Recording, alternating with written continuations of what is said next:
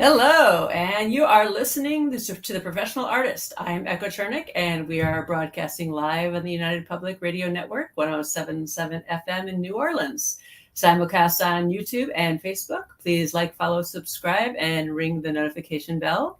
And I am super excited to have my friend Dan Dos Santos on with me today. Hey, Dan, how's it going? Hi, Echo. How are you? Good. You have been so busy, so I'm glad that I was able to pin you down to come on and visit with me today. Yeah, sorry it's taken a minute.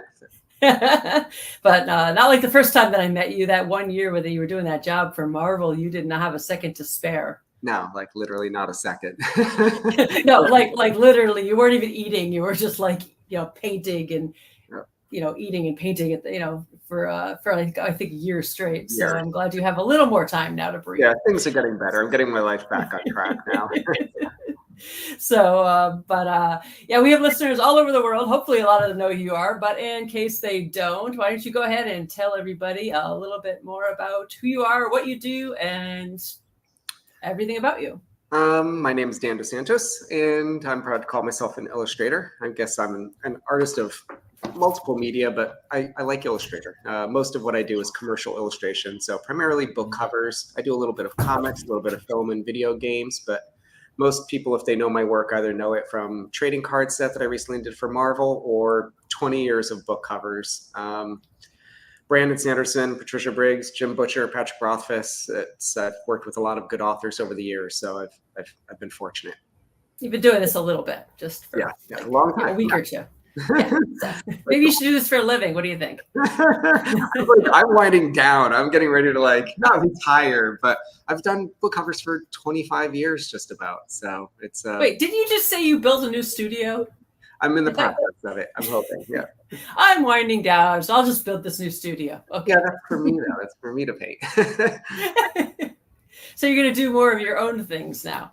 I don't know. We'll see. I have no idea. I have no idea what I'm going to do. I think I'm trying to cut back on commercial work and maybe do more private commissions, but maybe it's gallery work. Maybe it's my own comic. I have no idea. I'll figure it out.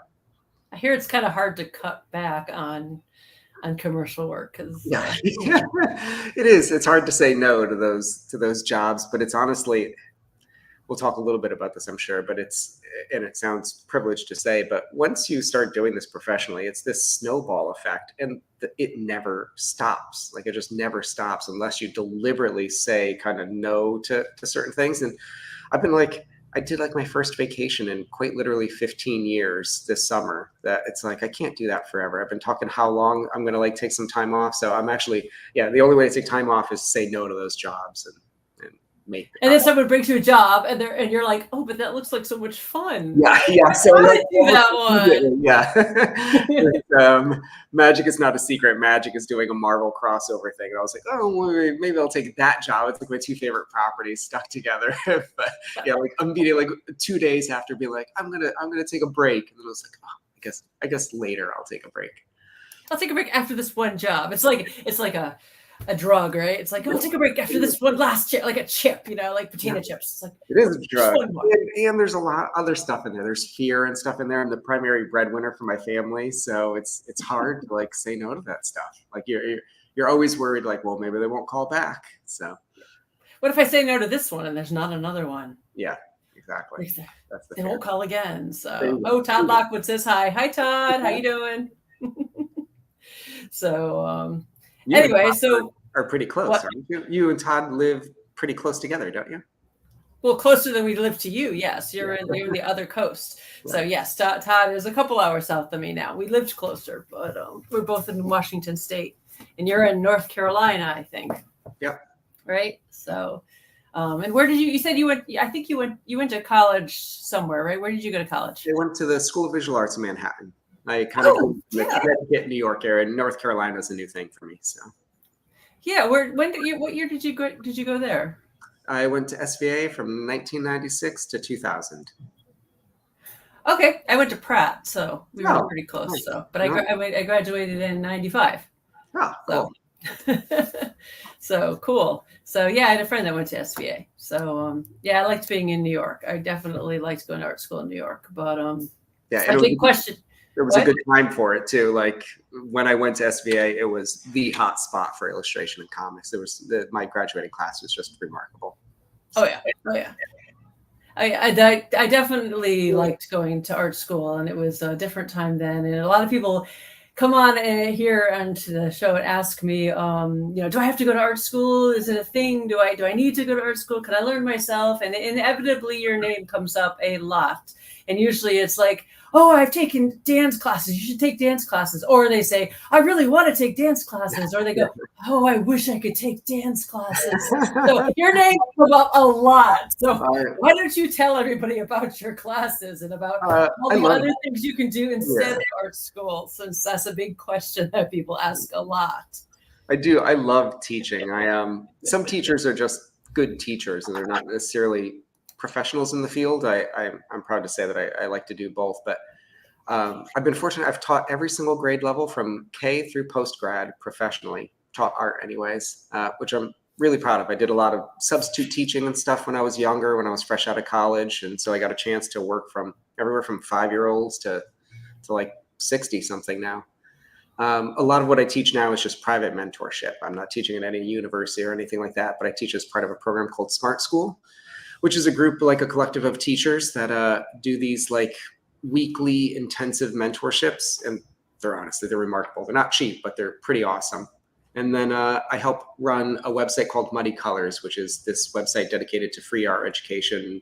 And I basically just wrangle people like artist friends into posting once a month on there. But every single day, there's something educational and totally free up on muddycolors.com by like an astoundingly good artist. So, yeah, that's been around like what, 10 years now or something? Like 12 almost now, I think. Oh my gosh. Yeah. So yeah, Muddy Colors is awesome. How do I do my taxes as an artist? Like it's all on there. There's like tons of information. It's a deep dive if you go into it. I got to find a better way to organize it maybe, but there's a lot there.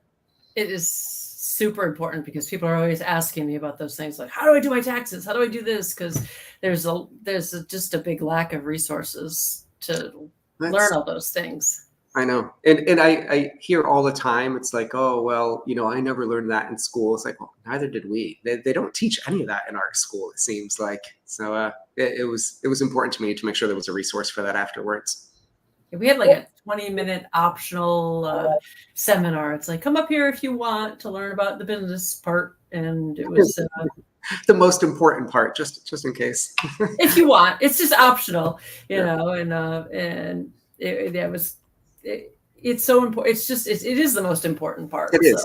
It's actually, I'd attribute it as one of your main skill sets. I think every successful artist I know is not only a really good artist, but also a really good business person. And I don't think you can do it without I think you're better off being a great business person and a mediocre artist than a great artist and a mediocre business person. Absolutely. Absolutely. There's a lot of really great artists out there that probably feel really bad about themselves, that like they feel like I'm not a good artist because I'm I still feel that. Because they don't know how to market themselves and they don't know how to do the business aspect of it, because that's hard. I mean, it's really hard. It's hard, and it's getting harder and harder. Honestly, it is getting harder and harder. It's complicated, and in some ways, there's a lot of resources out there for it now, and. But it is hard, and the tax part of it, and the organizing and all it is hard. So, but it's glad there's more resources online. So definitely go check out Muddy Colors and everything. That's why it's there. Yep. Yeah, and then we also do, in addition to Muddy Colors, we do a Patreon where we make a video every month that gets a little more in depth and tutorials and things, basically to just augment the expense of running the free blog. So if you want to support the blog, you can go over to the Patreon. That's great too. Patreon's awesome. I love Patreon. It's just, especially for artists nowadays, because you can just, it just helps artists keep doing their own thing. It just to have that way to have collectors keep supporting them. I think more and more the art industry it's like direct to consumer. It's artist to consumer. And that didn't used to be the case. You had to have an agent or you were doing commercial work or something. And now I know so many successful artists that are just doing the con circuit, or they're doing Patreon, or they're doing Kickstarters, and it's all their self-generated work. And you're literally just mailing your stuff right to the person buying it or posting whatever. I think Patreon is this like, there was never anything like that 20 years ago. You just couldn't. Yeah. No. I mean, I was, you see the old paintings in the museums, and people forget that the masters that painted a lot of them had patrons that paid for them to just exist and paint. Yeah. And if they didn't have like patrons or rich people that just were like, here's a bunch of money, just paint, then they would never been able to do it because they would have had to, go to get jobs. And nowadays there's not people that can just be like, here, Dan, here's a bunch of money, just go paint all the time. But instead we're doing the crowdsourcing, which is a lot of people paying you $5 a month instead. They equal that one big patron that's just giving you money so you can paint. And so and it's just, it works really well. So, even if it's just, part of your salary. So the artists definitely should set up a Patreon. But it took me a long time to actually get around and set one up because I was really afraid. I was afraid of setting up something that would stress me out. Same. It does stress me out. And it's just one more thing talking about how much harder it is nowadays to advertise yourself and stuff. It feels like this never-ending obligation of just one platform after another. And I was really reluctant to do Patreon, but I feel like more and more, just the way I see all the industries going, like every industry is just taking more rights from you, and I don't want my career contingent on somebody else's business. Whether Tor Books does well or whether Marvel does well. Like, I want to have my own career. And I think the nice thing about Patreon is that, it puts that power back into your hands a little bit. Your career is not dependent on someone else's quite so much. Yeah. You can do what you love. And, inevitably when you love something, there's other people out there that will love it too. So part of my plan of me doing me a little bit more in the future was setting up a Patreon. It's rather new for me as well. It's less than a year old because I just want to cultivate my own clients, my own fan base, and start seeing what happens.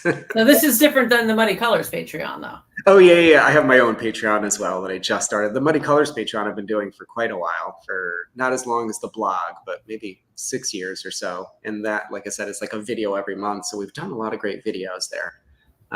But my Patreon is just mostly about the Muddy Colors thing. I try to separate myself as much as possible. A lot of people don't even know I'm responsible for that because it's not supposed to be about me. And hopefully someday it's somebody else running it. It has nothing to do with any individual artist on that blog. It's a collective of us. Cool. So hopefully I'll pass the reins one day on that. You're like, you're just moving it on. Don't want to deal with it. One less thing. So what are you going to be doing with your work then? What do you want to paint? So I'm working on private commissions. I've got about a year's worth of private commissions lined up that I need to make my way through. And my hope is, this all sounds spoiled. I'm at like the spoiled stage of my life, but I want to do the best paintings I can. I don't want to rush against a deadline anymore and be like, this is the best painting I can do by Tuesday. It's like, no, I want to do the best painting I absolutely can do. So I've got about a year's worth of private commissions lined up that I'm just hoping to kill it on. And I'm maybe 3 months deep into that list right now. And I'm really proud of the stuff I'm doing. I really I'm cutting no corners. Some of these people are waiting way too long for their paintings, but that's because it is not leaving my studio until this is the best thing I can do. So you can wait. You'll be fine. Just like it. Yeah.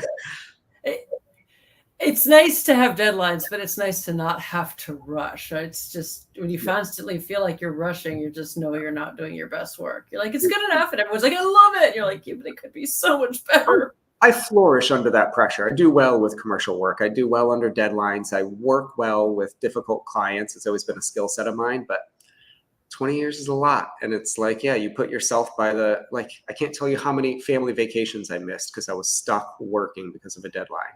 Literally all of them, 100%. So it's time to stop that. Me too. How many Christmas? You're always working on the holidays. Everyone's like, always need it after the holiday. And you're like, oh. No. Everybody needs everything before the year's end and stuff, or the Christmas rush. So it's always Christmas in particular is really busy. And I think maybe this generation of artists that are a little younger have a better work-life balance for whatever reason. Maybe it's just more emphasis has been placed on healthy habits. My generation is not that. Like it was always emphasis on just work as hard as you possibly can. And I think that's been carried through too long. They learned from looking at you. They learned to going, "Ooh, I don't want to do that." Ooh, yeah, probably. That's horrible. I learned from my parents. My parents have always, like my mom's always had 2 jobs, like it was kind of part of it. It's also, we have an immigrant family, so work ethic is a big thing. Yeah. Athena wants to know if you have any tips on launching a Patreon. It's hard to say, like I'm old enough that I am not the best person to ask about how to market yourself online, but I will say with Patreon, the nice thing would be targeting your clientele. So if you have a mailing list, that's what you should be building up, and then targeting those people for your Patreon, or anybody who's ever bought anything off your website. Like if you have a Squarespace website, Squarespace keeps track of every customer you've ever had. Those are people that have already spent money on you once. It's much easier to get somebody to spend money on you a second time if they're already a customer. Likewise, like at conventions, I do a mailing list. Like I'll oftentimes give away a free item if you sign up for my mailing list. And that mailing list is gold. It means somebody took time out of their day to actually stop and physically look at your work. And those are the people you want to hit up for your Patreon. Oh, yes. I always tell people, the students, start getting that mailing list early on, right at the very beginning, because you're going to need that later when you start doing a Kickstarter, because you can't just do a Kickstarter from nothing. Because it's not going to succeed unless you have a mailing list, because you really, really need that list.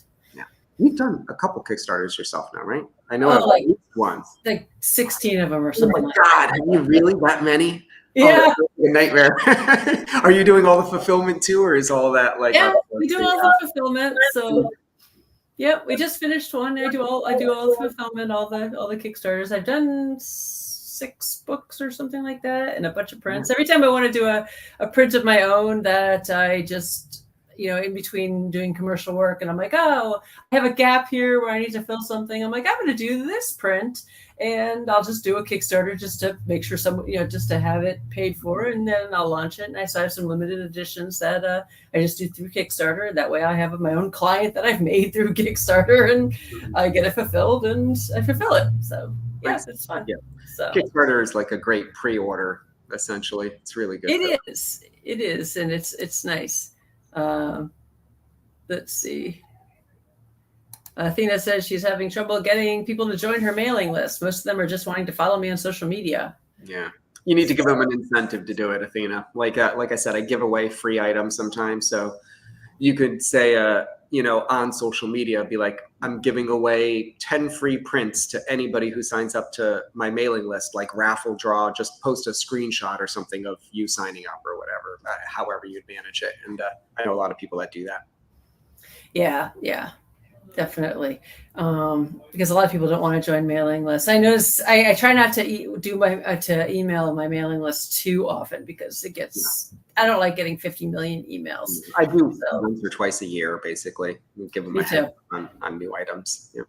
And it works every time. Every time I use it, I'm always like, oh, why don't I do this all the time? and then I forget about it. But I'll do, usually twice a year, I try to do a big release of something, a new poster with tote bags or something, for just as fan service ultimately. You forget to do your mailing list too, don't you? Yeah. Because every time I do it, I'm like, oh yeah, I should be releasing more things. But then I'm like, oh yeah, but I don't like to get. I remember I signed up for a mailing list from an artist once, and they just started mailing me like every week, and I'm like, stop mailing me. Yeah. No, it's irritating. You always unsubscribe, I guess. Like I've encouraged people, like if they're reluctant, just like subscribe for this contest and then unsubscribe tomorrow if you want. No big deal. And getting them to subscribe is the hard part. So where did you learn all your business sense and everything, since you didn't learn it in college? Did you learn it? I was really lucky. I mean, a lot of it's through trial and error, obviously. But when I was about 16, I met through a variety of just serendipity. Like my friend's girlfriend's dad and my best friend's friends. Just there was a guy in our town who was an illustrator, lived in my town, and my art teacher introduced me to him. And he just so happened to be the president of the Society of Illustrators at the time. His name is Stephen Stroud. And so I suckered him into like basically mentoring me one day a week when I was in high school.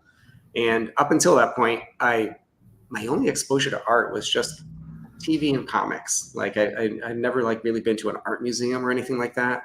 That's not something like my parents did.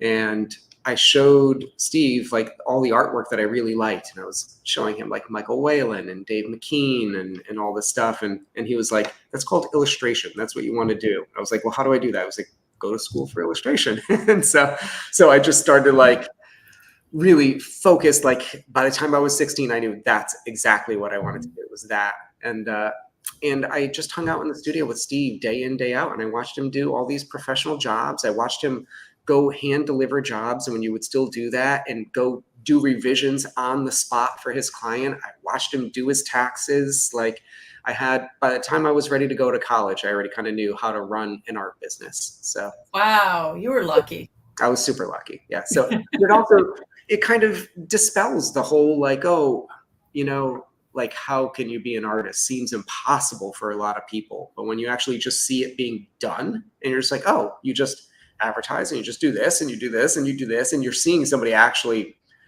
just pull that veil back. It made it all seem a lot more doable. I wonder how he learned to do it now.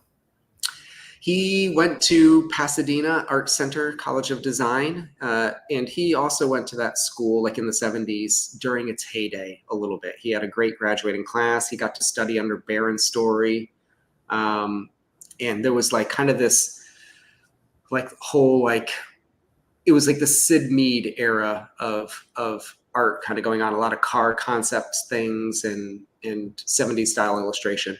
So I think he just like was kind of in a hotbed for illustrators and just having those connections with peers and whatnot. And he's a social guy, so he made friends locally in New York and volunteered, like signed up as a member of the Society of Illustrators and met other people and signed up for the board and just like started becoming active. Yeah. Cool. So yeah, I like the Society of Illustrators. Used to go there a lot. So to the drawing class, there's drawing up on the 4th floor and everything. Yep, they're great. Society's great. So yeah, it's been too long since I've been there now that I moved. So yeah, when did you move away? Just under 10 years ago, but I had grown up in that area the whole time. I think maybe I am still to date the youngest member of the Society of Illustrators ever. I've been hanging out there since I was 16, like when I met Steve. And so I was like still in high school and getting to like meet Bernie Fuchs and Tim O'Brien and like all these like people that I was like, this is cool. Wow. Oh, that's so cool. That's so cool. So, oh, no wonder you like to teach and everything. That's awesome. And you are an excellent teacher. So I've seen you teach when you've been down to the society, down to the Illustrators of the Future. So you're awesome. You can tell when somebody really likes teaching and they're not just like, all right, I got to teach now. So you really just get excited about it. So. I like teaching, but it's also this like this pay it forward thing. I really wouldn't be doing this if somebody didn't just help me with it. There's no way. And so I feel like there's an obligation to pay that forward a little bit, which tends to be kind of like an indicative thing in this industry. There's a lot of that. Like the first job I ever got was a contact that another illustrator gave me. He was like, this is the person you want to email. And that's always kind of been the sci-fi illustrator thing, is this rising tide raises all boats thing. Yeah. But in addition to that, I think the teaching comes down to like fandom, that I fucking like sci-fi fantasy art and I want to share it. You want to know how to do it? I'll tell you. Like, I love this stuff. I'll talk about it all day long. Like, sorry, can I not swear? Probably shouldn't swear. No, you can swear. Yeah, you can swear. You can totally swear. That's fine. Yeah. So no, you're good. You're good. Swear all you want. So you can have a big old potty mouth on here. So. It's one of the few fields where everybody is a fan of the thing. That's why you do it. Nobody's getting into sci-fi fantasy art because the money, So it's kind of if you're listening to this because you want to be an illustrator because you want to be rich, you're totally you should no, you're in the wrong field. Not that it's not possible, but that should not be your driving factor. But yeah, no, I do agree though that everybody that I know that's an illustrator just absolutely loves it. They're a complete geek and are really passionate about the techniques or the other artists. And people love talking about art. And it's So all consuming. Like, it really is like all consuming. Like, the people who tend to be into this and are doing it, it's like, this is their life. This is all they think about, all they talk about. Nobody's like, oh, and I just kind of do that on the side. It's like, no, that's it. yeah. Kat, my daughter Kat went to one semester of art school and decided it just wasn't for her because she tried to talk to the other students there and they didn't want to talk about art. And she's like, this is the strangest thing. She's That's like, insane. She'd like bring her books down and be like, hey, you want to talk about art? And they're like, no. And she's like, what?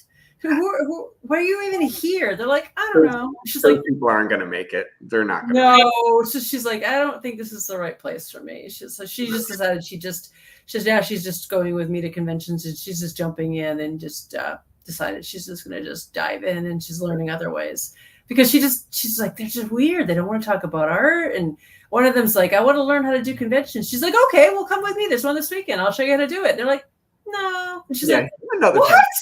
Yeah. What?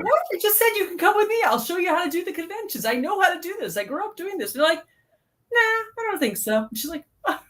No. Real artists are like, yeah, sure, let's do it. I remember being so perplexed at kids in college skipping class. And it was like, are you kidding me right now? This is expensive as hell. I was paying for most of school myself. And it was like, it came out to quite literally $500 every 3-hour portfolio class or whatever. Like every day I would have 2 of those classes. So I was spending $1,000 a day when I was broke.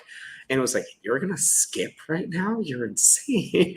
And so, but yeah, that's what college kids do, I guess. I didn't. I never missed a single day of college. No. In fact, sometimes if the teacher's like, hey, do you want to sit in another class for free? You're like, oh, yeah. Okay. Yeah. You go sit in other classes for free. So yeah, I would skip a class. I never skipped any classes. No, never. No, and to be fair, anybody I can think of that was that kind of student, I don't know what they're doing now. I sure don't know their art. So yeah, I never. Another thing is the class she went to art school. They had 11 hours of figure drawing for the whole year, freshman year, and the model canceled 5 of those hours. Oh my God. And so they just canceled the whole class. And I'm like, this is a drawing class. Why don't you just draw? That was as long as I had that in 1 week. Our drawing class was like 8 hours long, and people would stay late and show up early. Like, yeah. Right. And the teacher just canceled the whole class. And she's like, I don't understand this at all. And I'm like, no, honey, this is not a good school. So we're going to go somewhere else. I think that's also the teacher thing. Like I said, a lot of teachers are not artists themselves. Like they teach because they're teachers, you know? And so their relationship to it's a little bit different. It's just work at a certain point. Yeah. I mean, don't cancel the drawing class. Draw something else. Here, draw this, draw that. Sit up there yourself. Draw your friend, you know? That's one of the best. I mentioned I've taught every grade level. I taught high school for a little bit, and we did life. I just ran it like a college life drawing class, and we would just let the students take turns posing, and it's like the best life hack, by the way. If like you're running an art class, there's always inevitably in high school there's like some troublemaker in the class who's just going to ruin it for everybody, and I would just make those kids the models, so they were like dead center of attention, got all everything they wanted, didn't have to draw, and it worked out beautifully. And then everybody else could draw them, and just like a solid 45 minutes, like I'd have their pads laid out when they walked in and just like handle it like a college class. But it was great. That's awesome. Yeah, I remember drawing my friend in high school, and we'd have to draw each other with a different hairstyle from a different era. So I think she drew me with like a 60s beehive hairstyle or something. We had like birds coming out of it and stuff. It was just, so I don't know. There's so many different things you can do. So, all right. What's Athena? Athena says that I'm so excited. I'm launching my own art curriculum next month at a local gallery. I love teaching and building up other artists. Oh, yeah. Nice. Awesome. So that's very good. That's I'm mentioning trying to build a studio. One of the things I want to build that studio for, so I could teach my own classes out of there as well. Like I can't see you never not teaching. Do that at would be nice, but yeah, having your own spot is great. Yeah, I have my gallery here now. There's actually an open art walk going on this weekend. So I have people just going through and they're all looking in the window at me and I'm all like, hey. So Yeah, you have an actual storefront, right? For your gallery. yes, I have a storefront and a gallery and a gift shop actually. So and it's an art walk. It's like a whole art walk for the whole county that I didn't know was going on today. And so there's Having like an art walk today. There's one in Greensboro, North Carolina. There's one in Wilmington, North Carolina. Like this is the weekend for it, I guess. I guess so. Todd had asked earlier if the hurricane affected you or not. A little bit where we're at. It affected some of my family that's out west more in Asheville, which it's the arts town in North Carolina. It's just devastated. I have no idea what they're going to do about it. That town has been renowned as being one of the artsiest communities in North Carolina for decades. And there's an area called the River Arts District that still has dozens and dozens of artist studios, like actual working artists and not just galleries and stuff. And it's gone. Like, and when I say gone, it's just gone. And I know they're going to rebuild this eventually, but I can't imagine that when they rebuild it, it's not going to be 3 times the cost. And I don't know how they're going to get artists back into those spots if they do. I can't imagine. Yeah. It's just not the same. Yeah. Hopefully they do. The town really does rely on the arts tourism a lot. So hopefully they prioritize that. Corey says, I am a teacher at Whiter Center Heights Elementary, and to have artists like you come in and talk to our students would be amazing. I don't know where Whiter Center Heights Elementary is. Yeah.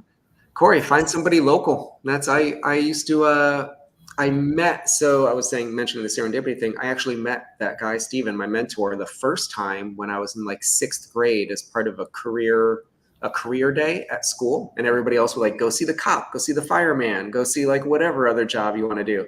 And then there was an artist that would come in and it was him. But I still do that. Like I did like my niece's, like her career day at her school to go in and talk. And I'll do that to local schools sometimes. So Corey, just find any local artists in your area, see if they'll come in. Yeah, I do that too. I do the career day and stuff and everything. So yeah, the wrong path. The what? Yes, yeah. Do you ever see those? Do you ever see those public service commercial things where they? I think they're the comics that are like, that they're made like the drug commercials. Yeah. They have with the kid with the parents talking to the kid with he's got the pencils. They're like, oh, they caught him with the pencils, and they're like, oh, you can't have the colored pencils, or you'll end up like an illustrator like your uncle. It's true. Be afraid. Like, I'm just doing what I saw you do, Mom. So but anyway. Is Bellingham near you? Is that who? What is yeah.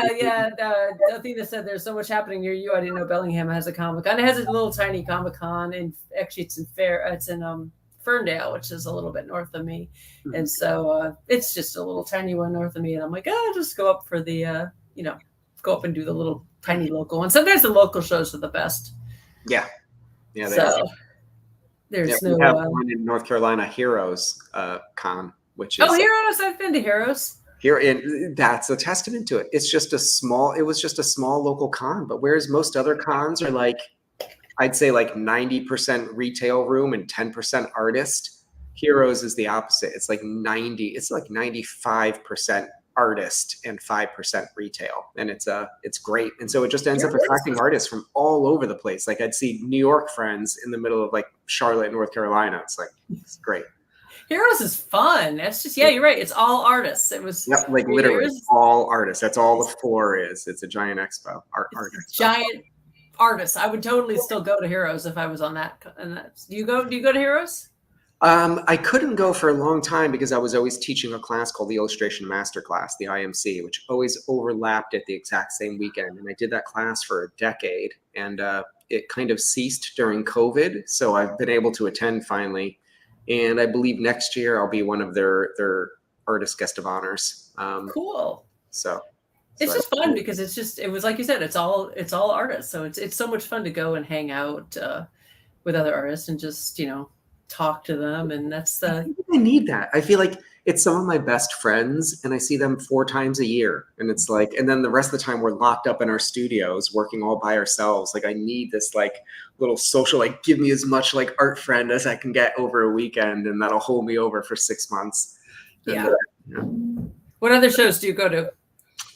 I do Dragon Con. I exhibit at. That's quite only. I don't even see you at Dragon Con. You're there, but you're like in the other building, and we're always both working. I know, and you're in the other building, and I'm like always like, "Hello, Dan." Yeah, like, I know. Blocks away. I never even saw you.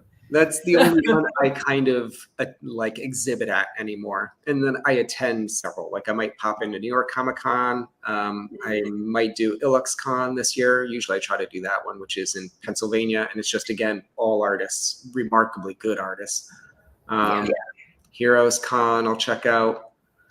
I'm blanking on any others. And then lots of times little ones, if I get invited, like I might do Kansas City Planet Comic Con next year. They're having like anybody that asks me as a guest, I'll usually do like 1 or 2 appearances a year. Yeah, those are always fun.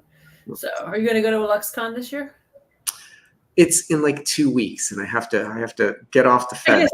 It's coming up. So. I've been doing so much driving and traveling, and I really, really just want to be home for like an extended weekend, and like I could use that time for myself. And but on the other hand, like I said, it's like my chance to see friends that I haven't seen in a long time. I have some friends that are coming from overseas and stuff that I won't get to see again for a while. So I don't know. I'll most likely go. Do you ever go overseas? Do anything over there or not yet? Not yet. No, that's one of the things I've been wanting to do. One of my friends that's coming to IlluxCon, Lucio Perillo, is a remarkable artist and runs an atelier in Italy. And I keep thinking about like maybe taking like a 6-month trip and just doing like a European tour and do a different country every month and just teach a workshop. Like do one in Germany, do one in Italy, do one in Portugal, and just kind of putz around. We'll see. It might need to wait till both my kids are in college, but that's not that long. So. You had one of them looking at colleges this year, didn't you? Yeah, and then the other's just a year off or so or 2, so it won't be long. So close, so close. You're so right at the finish line there. So. I don't want to be at the finish line. I like having my babies at home. Well, I have one that's good. That just decided she's going to do shows with me now. So, now she's. My youngest wants to be an artist, and I keep telling him that I don't even know that college is the best way to do that anymore. So, yeah. I think it depends what you put into it. I mean, depends on the person. That's what I tell people. It does depend on the person. College might be the best road for some people, might not be the best road for other people.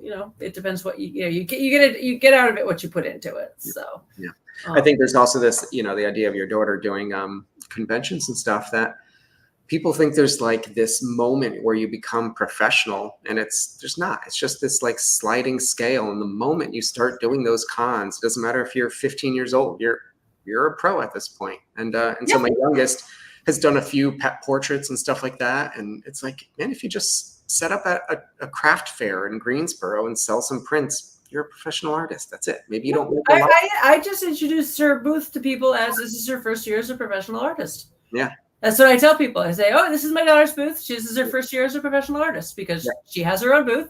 She has her own business license. She has her own bank account as a business. So this is her first year as a professional artist. And that's it. And then you're done. Like that's it. Like everybody thinks like, oh, I've been working towards being a professional. It's like, no, you already are a professional. Like you're working towards making more money at it maybe, but being a professional artist is rather easy entry point. No one's stopping you. No one's, there's no pressure. Yeah. It's not a position. You don't need to have a degree, really. I mean, she's making her art and she's selling it, so she's a professional artist. So but I'm still working on becoming a professional artist. Yeah. But the gallery is good. Like just people. It's fun. I like having my new studio space. I have these 2 windows here, so I can just watch and close the door. And Laz bought me an on-air sign that's a big red on-air sign, so that when I have the podcast going, it just says on-air, like a radio broadcasting thing. So does that mean people can watch you paint too in your studio all the time?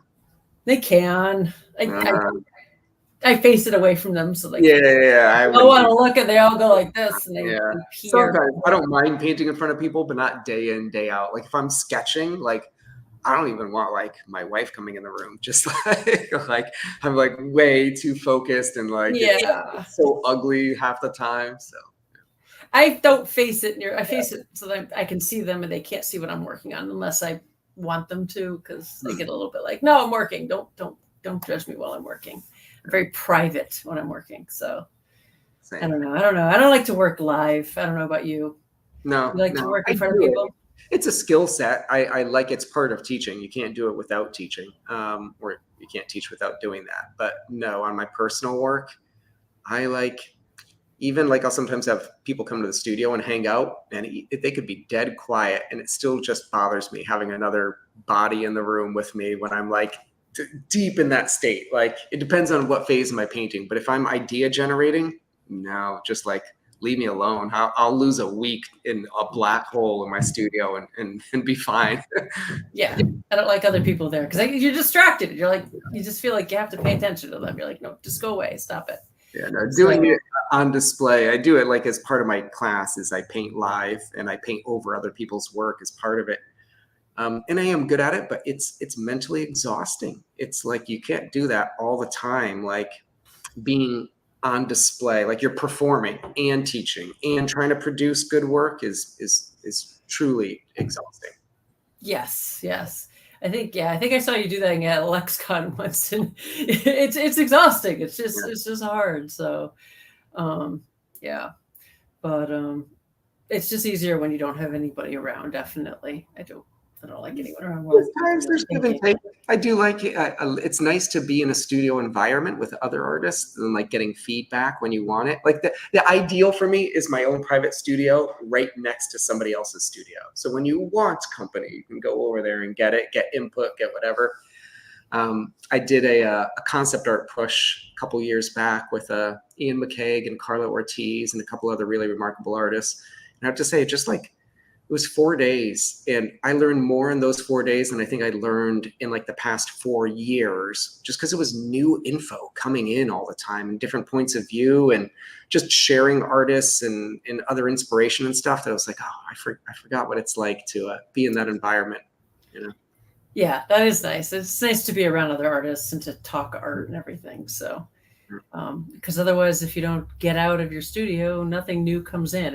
You end up in like a recycled tank of no fresh water, So that's why I like traveling. It's so important to just get out of your little space, so get exposed to new stuff. So, but I liked when you were talking about. I think you were down at Illustrators of the Future, and you were talking about how you were shooting reference and everything. I think you were showing us. I don't know where you were showing us. You're showing us how you were shooting reference and how you were.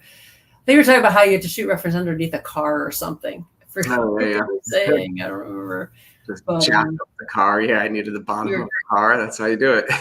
Yeah, you were talking about how you were, because we were talking about shooting reference, and then you were like, oh yeah, I needed to jack up the car and get underneath the car and shoot reference under the car, and it's just really neat to see how other people do the same thing as you do. So that's another thing that's changing rapidly. That I now with 3D and everything, everybody, or Google Images, like even just, I don't think artists realize like just how groundbreaking freaking Google Images was for illustrators. That prior to being able to just like, if you want to like paint a 57 Chevy or something weird, like, and you can just type that in and here's a 3D model or that you can light or pose, or you can find random photos. Prior to 2000, like your only option was to go hunt down the real thing. And so you got real good at taking photos and doing practical photo shoots, or you had to like have like a scrap file that every illustrator had, like a filing cabinet full of drawings that they kept. And I would go to the New York Public Library, had a photo library. So like like the second floor of the New York Public Library, you could go and you could say like, I need a portrait of Igor Stravinsky. And rather than just pulling the one book off the shelf on Igor Stravinsky, you go through the file and it's like, here's every magazine clipping photo of Igor Stravinsky in the past 30 years. And on the back, you would like sign it out just like a book when you'd fill out the like book cards for the library. You could see every other illustrator that like rented that photo that you're like horses. It was great for horses.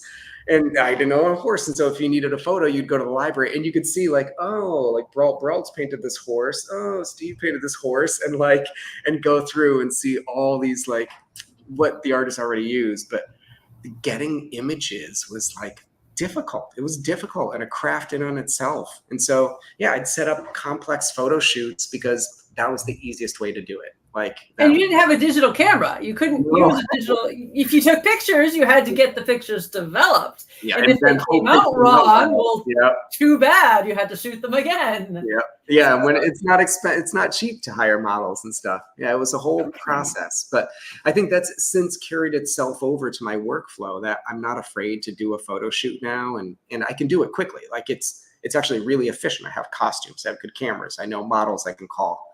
I think that's such an apprehension for artists nowadays that they'd rather spend 3 days kind of getting something similar on Google Images, kind of getting the 3D model to look all right, rather than just hiring a model, you know? Yeah, hire a model, or, you know, use your friend or something, or depending how good your friends look or how, you know, if they have the right physique and stuff. Jack up your own car and photograph your own car. Yeah, it's makes a difference. Yeah, and you don't need to have when I get costumes and things, you have to remember you don't need to look at what the colors look like. You just need to make sure the shape of the costume looks right.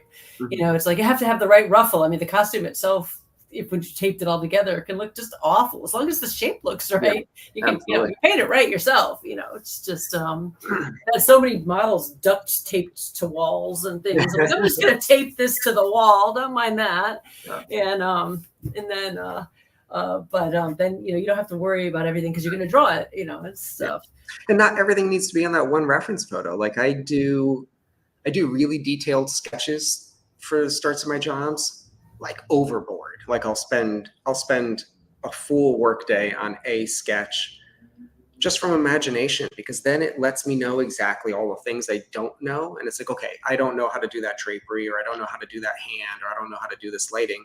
So then when I go do my photo shoot, I very specifically know the things that matter to me. It's like, those pants don't matter. I got that down. Those, like, whatever. Like, and I can do it in different photo shoots. It's like, maybe I just need the shirt. So I could do that with my wife. I don't need to wait for the model. Or maybe I just need the background, so I can just do that, or whatever it is. And yeah, there's always an easy way to get it. And it doesn't have to be all this like one insane complex photo shoot that gets everything for you, Oh yeah, no, you can, definitely do. And you are a master at lighting everything. Lighting is so important. Lighting is hugely important for my work in particular, I find. But yeah. Yeah, I could phone my lighting in a little bit more because I'm Art Nouveau, so I could be a little flatter. Yeah, so. That's it. Comes down to the more graphic you are, I think the less lighting matters. And if it doesn't look right, I can just throw some flowers over it. That's usually I just throw a little decorative this, a little decorative that, It kills my friend because I'm not really great at the math of the rose window. If it doesn't line up, I just throw some flowers over the back. She's like, "Oh, Echo, God, your math is off." I'm like, that looks fine. Just like, no, don't fake it. And I'm like, fog. I make a mist over the whole bottom of the painting. A little fog, fade things back. It looks fantasy. It's more organic that way. See, no one will know the geometric that it's off. She's like, "But I know," and I'm like, "No, it's more organic. Your brain sees it's not, mathematically correct, and it sees it more as art." She's like, "You're just making that up." I'm like, "Yeah, we do that. We just make shit up." So, wow, we're like almost out of time. Holy crap. This goes by super quick. Yeah. This goes by super quick. This is how you have so many of these episodes already. I told you, it's so much fun. We just make this up as we go along. That's what artists do. We just do. So anyway, is there anything else, any other advice, sage wisdom you have to partake upon your other young artists or people? About anything in particular, or? No, not really. This is an open forum for you to give words of advice that don't have anything to do with anything in particular. No, I don't know. I try to keep my advice to myself nowadays. I don't think people like my advice. My advice is usually you're just not working hard enough. is a lot of it. That Work harder. and do the weird thing you like to do. I think I'm a really obsessive person. I think a lot of my artist friends, this is what consumes us day in and day out. I think that obsession, that passion that people have that's really what it comes down to. That's more important than any innate talent people may think you have or you think you have. That the passion is what ultimately keeps you going, and just foster that as much as you can. It doesn't matter if you're just like, man, all I want to do is paint cats in hats, and just do that 24/7. Do that over and over and over. You're making fun of my new cats, aren't you? Because I know I've been painting cats for the last 2 weeks. Whatever it is, it's yeah. I think it's and they're always the best things. I love seeing people whose work is just this obvious, obsessive, this is the thing I'm really into, and I think those are usually the people that are met with success at it. Mm-hmm. Yeah, just paint what you want to paint, and other people will get excited about it, because you can tell when someone's excited about it. Yeah. Even if it's sort of weird, but you can completely tell when that's what they're excited about. And there's so many people in the world. There is definitely an audience for whatever you're excited about. So. If it's good, you'll find people who want it. And I think conversely, the opposite happens all the time, that somebody wants to be a professional artist, so they start painting the things they think everybody else wants. And it's that's a surefire way to not succeed. It's immediate. It's step one for most artists is well, what does everybody else want to see? And it's nah, just do it. They can tell. If people can tell if that's not what you're excited about. You have to do what you're excited about. Yeah. So, but anyway, but people can find you at dandossantos.com. Yeah, you can find me at dandossantos.com. My Patreon is just Patreon/Dan Dos Santos. I have a big sale going on there tomorrow. We mentioned that Marvel card set I did. I did 135 paintings for Marvel recently. And I'm selling off. You were so tired when you were doing those. Oh my God. It was insane. It was a painting. I think I told you it was one painting every 3 days in oil. You were so tired. I remember seeing you and you're like, I'm taking 3 days off. You're this is great. Yeah, and I hadn't taken off. It was 14 hours a day, every day for 2.5 years without not one single day off, not one. But I'm finally done with that. And I'm actually almost finally done. Even selling all the paintings took a whole other year of my life. It was crazy. So tomorrow I'm unloading quite literally the last of it is some of these preliminary drawings I have. I'm doing that on my Patreon tomorrow. And then, social media is almost all Dan Dos Santos, Facebook, same. And then there's always Muddy Colors to check out. Definitely. So, well, thank you for taking your time to join me, and go take the rest of the weekend off and stay safe. And everyone else, keep making art and keep at it. And I will see you guys next week. Take care, guys. Take care. Bye.